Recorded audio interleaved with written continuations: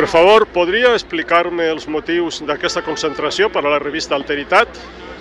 Bueno, pues la plataforma per un ferrocarril públic, social i sostenible, vol protestar contra este model de ferrocarril, que és un model antisocial, antieconòmic i antiecològic.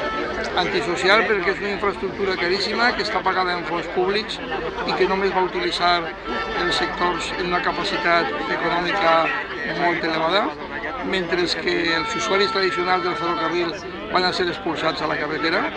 Antieconòmic perquè no s'amortitzarà mai el cost de la infraestructura, però tampoc s'amortitzarà el funcionament, el manteniment de la mateixa infraestructura, i antiecològic perquè té uns impactes ambientals molt importants, a més del consum energètic que cada haver un funcionament equival al consum d'una ciutat de 50.000 habitants.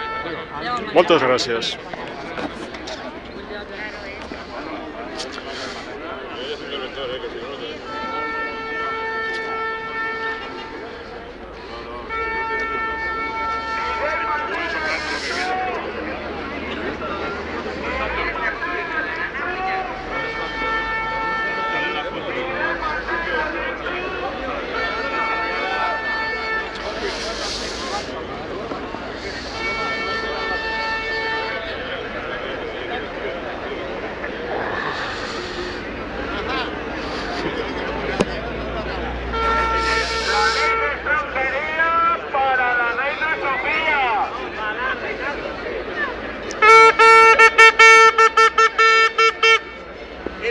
España.